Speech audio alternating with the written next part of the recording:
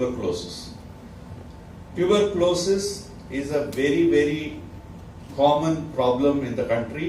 Tuberculosis can affect any bone, it can affect the spine, and at the spine affect பண்ணிச்சுனா என்ன ஆகும்னா the bone weak ஆயிடும்.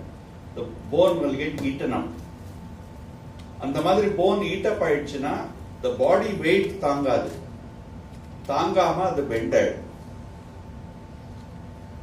So இந்த stool இருக்கு, இந்த ஸ்டூலோட கால் உண்டு, ஒரு கால் லூஸா இருக்குன்னா அது மேல ஏதாவது வெயிட் வச்சிங்கன்னா பெண்ட் ஆயிடும் இல்லையா? அதே மாதிரி தான். No, it is infection.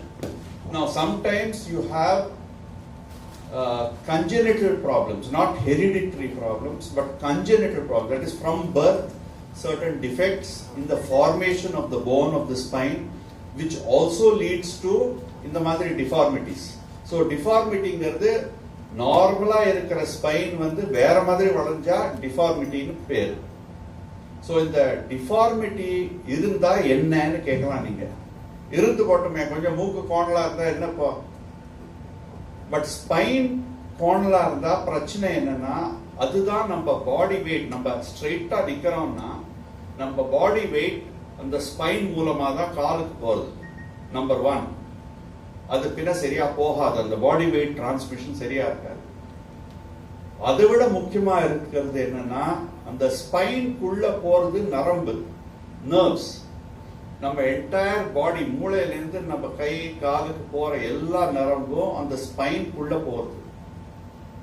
So அந்த ஸ்பைனுக்குள்ள போற நரம்பு, அந்த ஸ்பைன் வளைஞ்சு விடுத்துனா அப்நார்மலா அந்த நரம்பு அஃபெக்ட் ஆகும்.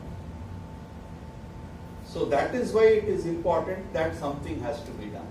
So you can have, இது வந்து even post spine injury கூட நடக்கலாம்.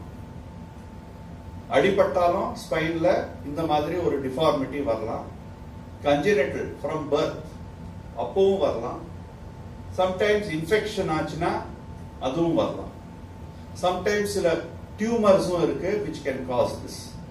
So there are many causes, but most often infection and congenital causes, formation the problems, these are the most common. Which one is very complicated, sir? 2 years old or 14 years old? Definitely 2 years old is more complicated than 14-year-old. ஏன்னா 2-year-old வந்து அந்த குழந்தையை விடலாம், சரியா? நாங்க எல்லாம் நின்னாலே அந்த குழந்தை 2 மடங்கு cover the length of the child. So எல்லா இன்ஸ்ட்ருமெண்ட்ஸும் have to be small, the work has to be more precise. And sir சொன்னாரே blood loss,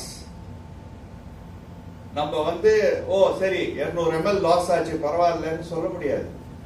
20 ml blood loss can be a major problem. So இது எல்லாமே நம்ம பார்க்கணும். So definitely 2-year-old child, எப்பவுமே ரொம்ப சின்ன குழந்தை, ரொம்ப சீனியர் பீப்புள் above 80, இது ரெண்டுமே you have to be careful when you operate. You have to be ready, you have to plan everything properly. The 2 years old child க்கு anesthesia எந்த அளவுக்கு அந்த ஏஜ் பார்த்து கொடுக்கணும்? அதுதான் சொன்னேன். ஸோ ஃபர்ஸ்ட் அவங்களோட கன்சர்னே, பேரண்ட்ஸோட கன்சர்னே வந்து சேஃபாக சர்ஜரி பண்ண முடியுமா, அனஸ்தீஷியாவை டாலரேட் பண்ணிப்பாங்களா, மேஜர் சர்ஜரி அப்படின்னு. ஸோ ஃபார்ச்சுனேட்லி நம்ம இப்போ அனஸ்தீஷியாலஜி நம்ம கொடுக்கறது வந்து ரொம்ப சேஃப் ஆயிடுச்சு. முன்ன மாதிரிலாம் கிடையாது, பல வருஷங்களுக்கு முன்னாடி நடந்த மாதிரி. நம்ம டெக்னாலஜி இம்ப்ரூவ் ஆகிற மாதிரி இப்போ எப்படி நம்ம ஃப்ளைட்டில் போகிறது சேஃப், யாரும் கவலைப்படுறது இல்லையா, அந்த மாதிரி அவ்வளோ சேஃப் ஆயிடுச்சு இப்போ அனஸ்தீஷியா கொடுக்குறது. பட் இருந்தாலும் சேஃபாக இருந்தாலும் சேலஞ்சஸ் இல்லைன்னு கிடையாது. ஸோ அந்த சேலஞ்சஸை டேக்கிள் பண்ணுறதுக்கான டெக்னாலஜிஸ் இருந்துச்சுன்னா then we can provide a very safe anesthesia. So when everything comes together, even challenging cases like small kids க்கு நம்ம சேஃபா வந்து அனஸ்தீஷியா கொடுத்து அவங்க சேஃபா வெளியில கொண்டு வர முடியுது. லைக் ஐ செட், இந்த பேஷண்ட்டை நாங்க வென்டிலேட்டர்ல கூட வைக்கல ஆஃப்டர் த சர்ஜரி. அங்க சர்ஜரி முடிஞ்சு அந்த டேபிள்லேயே பேஷண்ட்டை ஃபுல்லா அவேக் ஆனதுக்கு அப்புறம் தான் நம்ம ஐசியூக்கே ஷிஃப்ட் பண்றோம். ஸோ வித்தின் 3 hours சைல்டு வந்து சாப்பிடவும் ஆரம்பிச்சிட்டாங்க. ஸோ அந்த அளவுக்கு anaesthesia can be quickly reversed also. The surgery duration? Surgery total duration about 8.5 hours. Long surgery.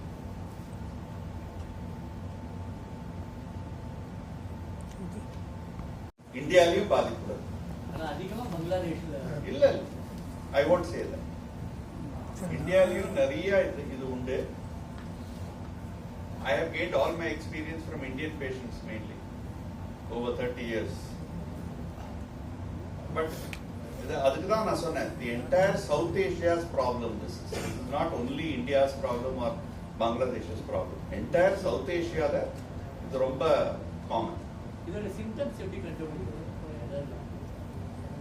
மெயினா கண்டுபிடிக்கிறது எப்படின்னா, எனி பேஷண்ட் வந்து ஏதாவது நடக்கிறதுல பிரச்சனை இருக்கோ, காலில் பலகீனம் வருதோ, காலில் ஏதாவது மரத்து போன மாதிரி இருக்கோ,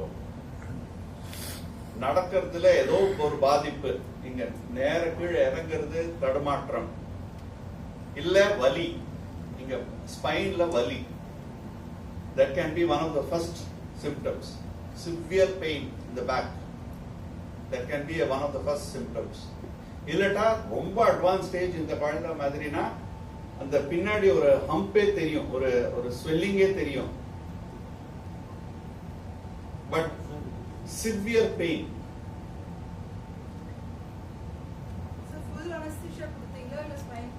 ஃபுல் அனஸ்தீசியாமா இந்த சர்ஜரி எல்லாத்துக்குமே ஃபுல் அனஸ்தீசியா தான் கொடுக்கறது.